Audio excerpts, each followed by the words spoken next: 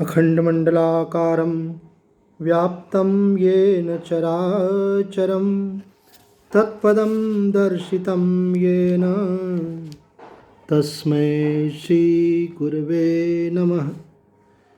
निर्वाण की स्थिति का तथा मोक्ष स्वाधीन है, इस विषय का सयुक्तिक वर्णन। संक्षिप्त योग वशिष्ठ निर्वाण प्रकरण सर्ग 31-32।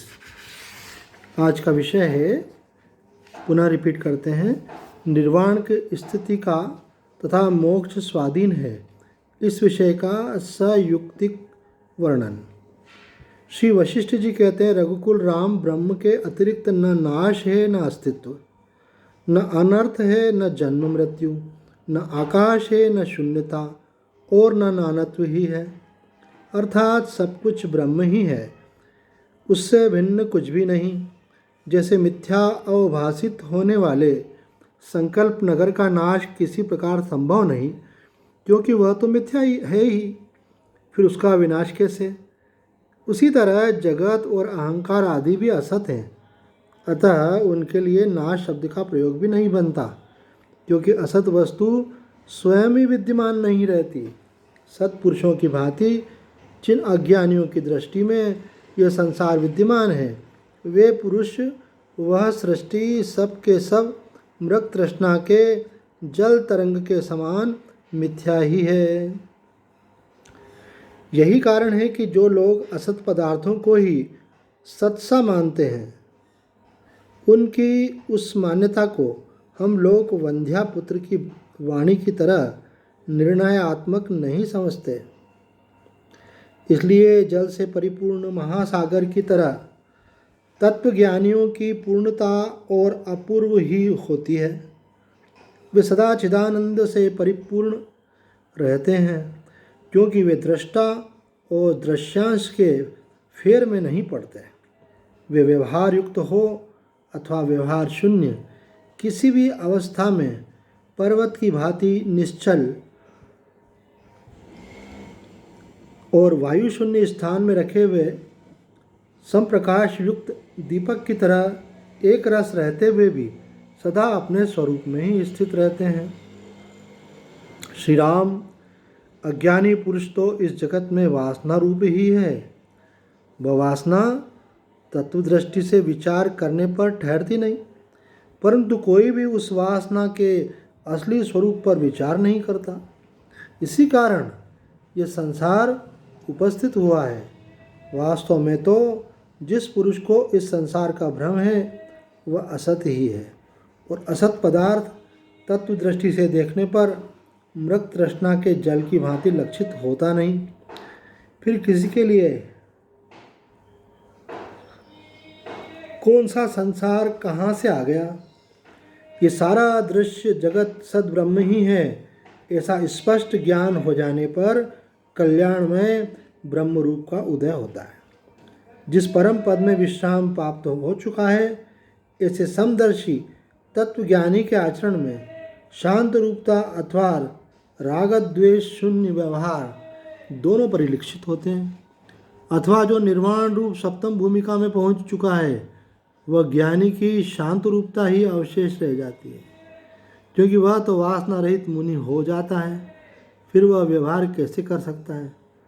परंतु जब तक उस ज्ञानी का निर्वाण अर्थात सप्तम भूमिका की प्राप्ति सुदृढ़ नहीं हो जाती, तब तक वो राग द्वेष और भय आदि से रहित हो व्यवहार करता है, तथा सप्तम भूमिका में सुदृढ़ रूप से स्थित हुए ज्ञानी का मन शांत हो जाता है।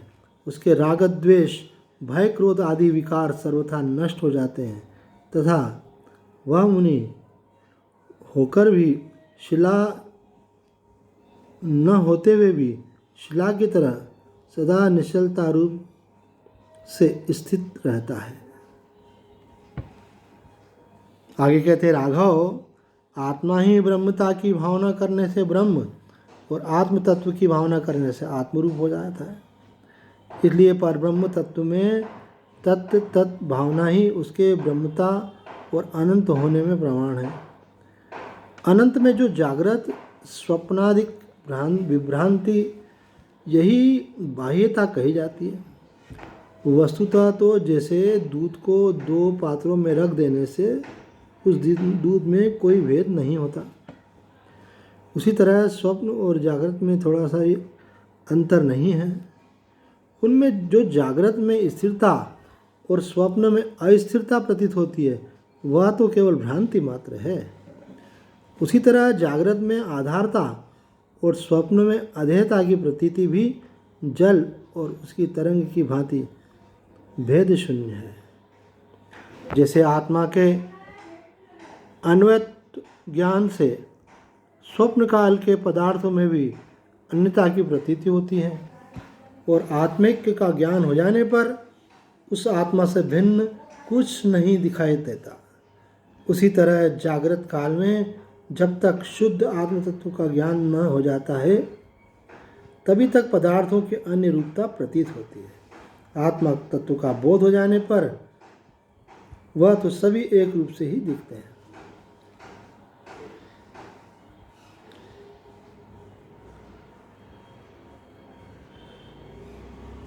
स्वप्नादिक के ज्ञान की भली भांति शांत हो जाने पर परमात्मा का जो शुद्ध रूप अवशिष्ट रहता है, उससे वह है न तो ऐसा कह सकते हैं और न वह नहीं है ऐसा कह सकते हैं। अतः ये वाणी का विषय नहीं है।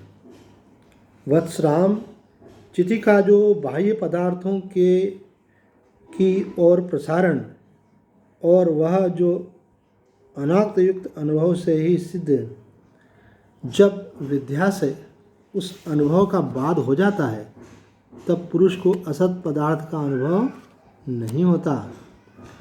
उस समय उसके अनुभव में ये बात आती है कि जैसे बालक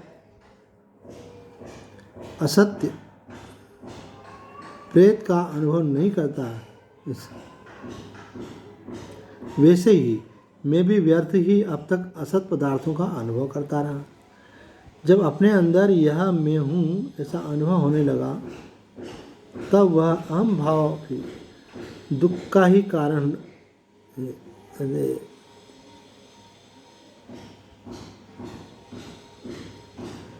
वैसे ही मैं भी व्यर्थ ही अब तक असत पदार्थ का अनुभव करता रहा। जब अपने अंदर यह मैं हूँ ऐसा अनुभव होने लगता है, तब वह अहम भाव भी दुख का ही कारण होता है। अर्थात अहमता का उदय होकर तादात्म्य जो हो जाता है और अपने को सीमित और देह वाला मानने में केवल दुखों का ही विस्तार होता है। तब वह अहम भाव की भी दुख का ही कारण होता है, और जब अहंकार का अनुभव नहीं होता, तब वह मुक्ति का कारण बन जाता है। अतः बंधन और मुक्ति तो अपने ही अधीन है। श्री राम, जिस पुरुष की वासना सुदृढ़ हो गई, वह जैसे संकल्प द्वारा रचित और रूपलोक और मानसिक व्याधियों का अनुभव करता है, उसी तरह असत दुख का भी स्वप्न दृष्टा की तरह आश्रय ग्रहण करता है, परंतु उसकी वासनाएं क्षीण हो गई हैं। उसे जैसे संकल्प शून्य रूपलोक और मानसिक व्याधियों का अनुभव नहीं होता, वैसे ही वह प्रारब्धानुसार प्राप्त हुए दुख का भी सोए हुए पुरुष की भांति उपयोग नहीं करता। इसलिए जैसे काल और देश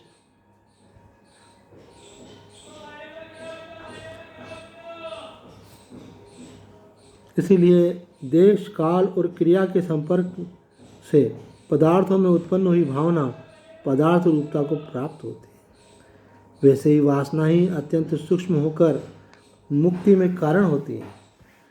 जैसे आकाश में उत्पन्न होने वाले मेघ और कोहरा आदि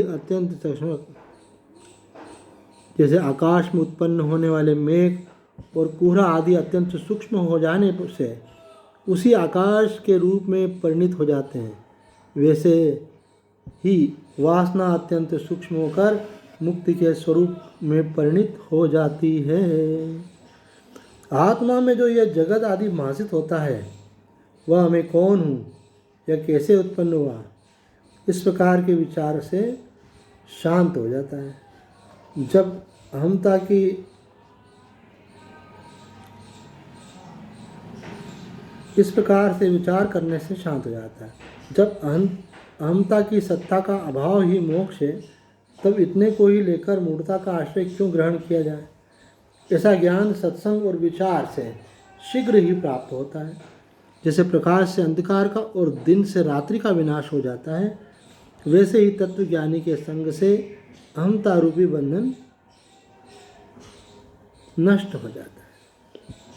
आगे कहते हैं, रघुनंदन, जैसे आकाश में चाहे जितने घने बादल छा जाएं और महासागर में तरंगे उठने लगें, किंतु उनसे आकाश तथा महासागर में किसी प्रकार की हानि अथवा वृद्धि नहीं होती, उसी प्रकार संपूर्ण संकल्पों से रहित ज्ञानी को इष्ट अनिष्ट की प्राप्ति में कुछ भी लाभ हानि का अनुभव नहीं होता। समस्त विकारों से शून्य,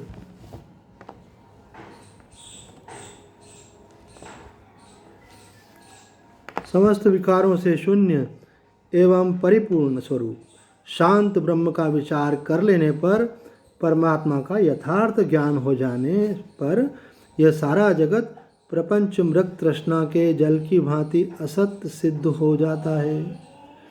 उस समय अहंता का भी विनाश हो जाता है। तब भला उस ज्ञानी की संसार के मनन आदि का भय कहाँ, कैसे और किस कारण से हो सकता है। आज इतना ही। ओम पूर्णमदः पूर्णमिदं पूर्णात् पूर्णमुदच्यते पूर्णस्य पूर्णमादाय पूर्णमेवावशिष्यते। ओम शांति शांति शांति।